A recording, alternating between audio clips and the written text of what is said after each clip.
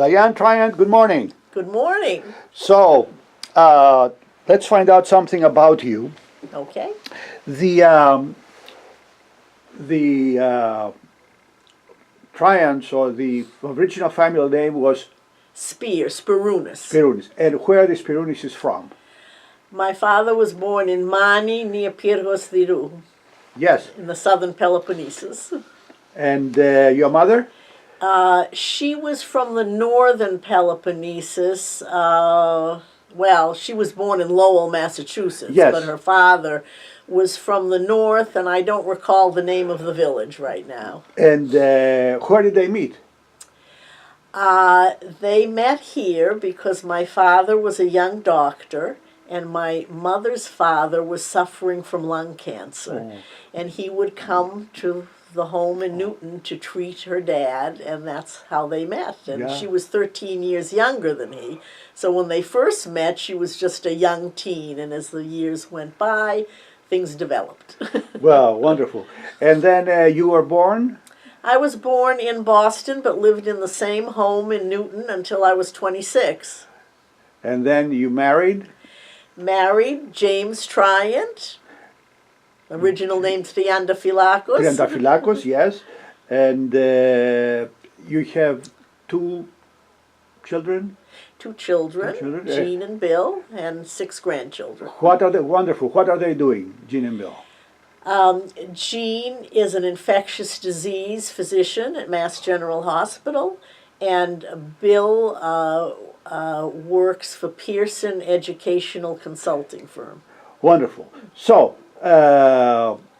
and you were professionally, you said you were a counselor at And I was a career counselor at Wellesley College for some years. Then I took time off to raise a family, and then about 20 years ago I started doing some freelance writing part-time. Well, wonderful. And tell us a little bit about your sister, Cynthia. Yes, Cynthia was the oldest sister. Her name is Cynthia Spear-Zervis. She lived in Needham with her husband Frank, who was principal of a elementary school in Newton.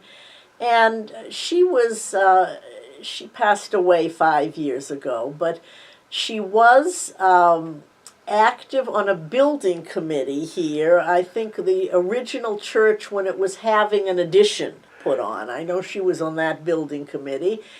And the closest relationship she's had with the church is that she was the founding chair of the Philoptochos Scholarship Committee, and chaired it for many years Which until is still she being became given, ill. yeah, the scholarship, yes. And your mother? My mother, Athena Athena, Spear, yes. was very active in the early years of the church. She was the second president of what they called the auxiliary in those days, the Philoptochos, and was on multiple committees through the years of azure balls and whatever. Yes. So, And there was a third sister, Jean, Oh, Jean. Jean Spear Canelos, but she was living out of state for quite a while, but came back to Boston some decades ago, and she and her husband George have been parishioners for many years Here? too. Here. Oh, yes, wonderful. And still are. Wonderful. And so, what do you recall about the days of your Goya and the choirs and the auxiliaries? You were 13, 14, 15 years old. I was 13, and I'll backtrack a little bit, if you don't mind, to when I first heard there was going to be a new church. We had been parishioners at the cathedral in Boston, and I was in Sunday school there under Father Koukouzis and then Father Zanetos, and one day when I was about 12 or 13, my father came home, and he said that several of their friends, the male half of the couples, were talking about forming a new church in Newton Lower Falls. And Lee Loomis, who was one of that handful of men, had his television store in Newton Lower Falls and had heard of a village church that was for sale. So Was that his store that was next to the church? Yes. Because I do remember seeing, I went to the Newton Historical Society where I saw old photographs. Yes. And there was a television store. It was, and he Ah. eventually moved it out to Yeah. Needham Street. Okay. But at that time he was there, and I think that's how they first heard that the church was for sale. And they, I'm going to look at my notes Absolutely. here, were, as I recall, my father mentioning Angelo Bassett, Dimitri Decaneus, Lee Loomis, John Athens, Yeah, and others. we do have all these names, yes. Yes, so then that handful grew to about 19, and my dad, who was Dr. George Spear, was one of those original 19. And in fact, we have a medal that was given to him posthumously at the 40th anniversary, indicating That so. is going to be featured in our site. Okay. All these pictures, yes. And he did something nice. Cynthia and I were at home. Jean had married and was living in New York, but I was 13, Cynthia was in her 20s. So my dad, when they eventually bought the church and it began, he made us charter founders. And by that, he, pledged that we would become members of the church, and there was some sort of a financial component. That was but a that's great how gesture on we, his part. It was. Yeah, So for we you at that age. are charter founders at Yes. age 13. Yes. And the church, as I recall, would you like me to describe it a little bit? or- Absolutely. I do know one detail. Yes. It had no middle aisle. No, it didn't. So that's why we have two at least that I know of who got married not there but in the cathedral because there was no middle aisle. Okay. The sanctuary, well, first of all, Yes. it was a little village church with a spire, the Yes. type you would see a couple of centuries ago. There was one room It was for the the sanctuary. Newton Wesley Methodist Church at the time. Oh, okay. See, I didn't remember what Yes. it had been before. There was one room, and there were pews on 3 sides of a square, and the 4th side was the altar. And behind the last row was the candle stand, and that was the sanctuary. Then there was some very steep steps leading down to a basement that was finished, a very large room with a stage at one end, where all the coffee hours, meetings, events would be held in the early days.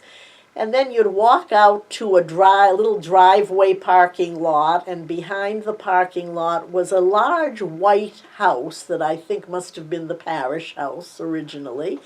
And in that house is where various events would take place.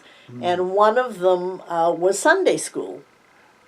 So I was in the first Sunday school, and we were like 13 to 16 years old. Do you so remember if- the name of the teacher? Any of the teachers' names? I can tell you that it was a theologian who came from Holy Cross, Cross. to teach us, because by that age we were more serious in our Yes. Sunday school studies. And you mentioned Goya. Yes, I was a member of the first Goya, and in those days the parents were in charge of the Goya.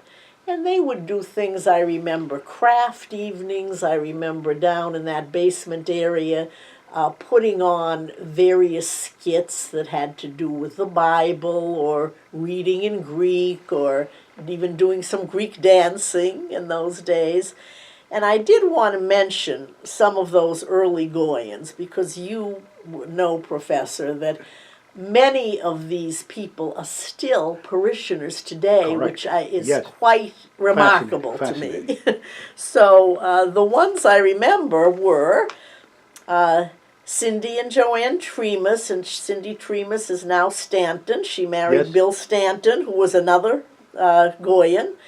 Thalia Pananides, Elaine Panagopoulos, now Elaine Elaine. Ward, who has Yes. been on the parish council. Athena Stavropoulos, now Athena Pappas, very active for years in the church. Her husband's still in the choir. Nikki Dadiskus, now Stornaras, yes. who is Miss Philoptohos here, Yes. as I call her. She still is in charge. Yes. Yes. Greg and Stevie Loomis, Stephen and Peter Bassett, and of course Peter Bassett is responsible for this lovely new church that we have for the building of it. Tony and John Decaneus, Jimmy Kritzis, and Donna Harris. This wonderful list. Yeah. I have heard many of these names, but I'm glad that you Yeah. put them up. I hope to find most of them to And talk to. yes, we also have founded a Greek school, and it did Yes. not take place here in the church. It took place about 3 blocks away at the home of Angelo and Aliki Bassett. We would meet in the dining room, and there was a student at BU from Greece a woman who would come out to be our teacher. And what happened when you moved to the first version of this church? It was 1972. Yes. A little Well, by modernistic. then I was in college and just getting married. Where did you get married? I did not get married in this church. I got married in the cathedral, which was my first church, Right. and my grandfather, Arthur Stavropoulos, had been very active in the cathedral. He had laid one of the cornerstones, and in 1920 he was one of the early presidents. And my husband's parents, Bill and Virginia Tryant, had been married in the cathedral, so we had a lot. Yes. So we were married in the cathedral, but then when we had our children, both were christened in this church, one by Father Gallos, one Yes. by Father Manicus. Bill was an altar boy here.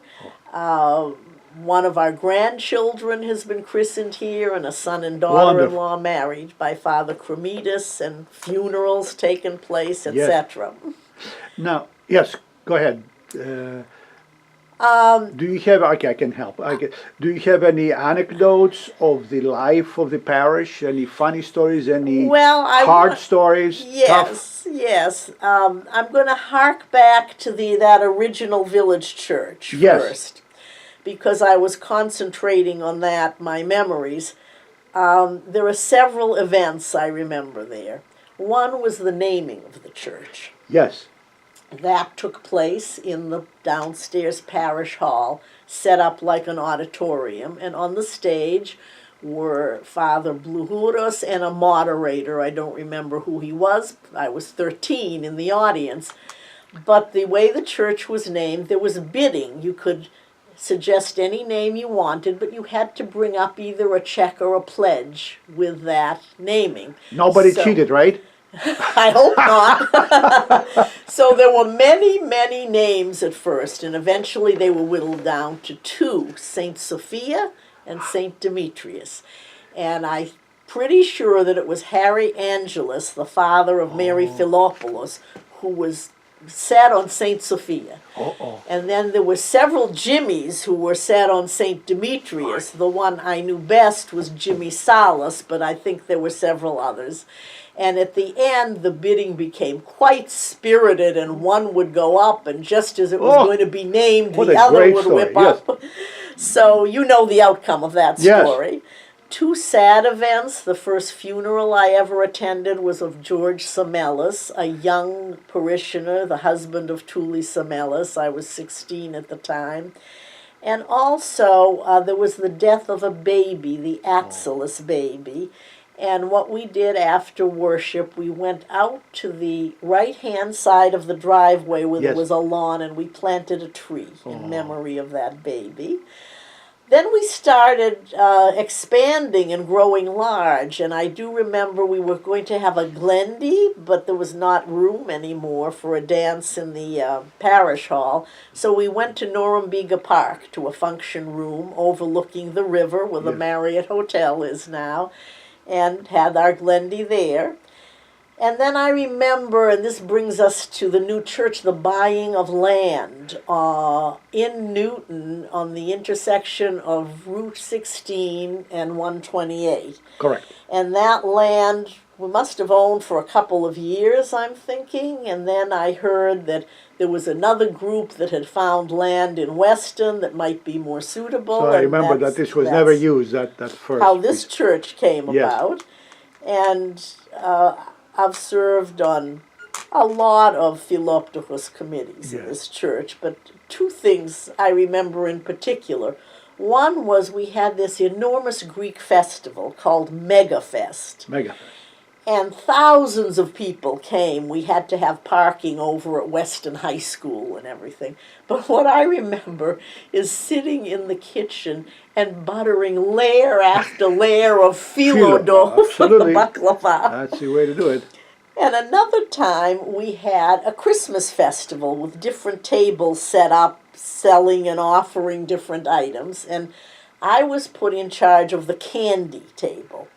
So Presbytera Effie Manica Effie, said yes. to me, I know of a wholesale candy store in Natick. And the two of us went out there, and we were like little kids in Charlie's Chocolate Factory, you know, tasting all the candy canes and the ribbon candy. So we did. We brought the candy back and set that up.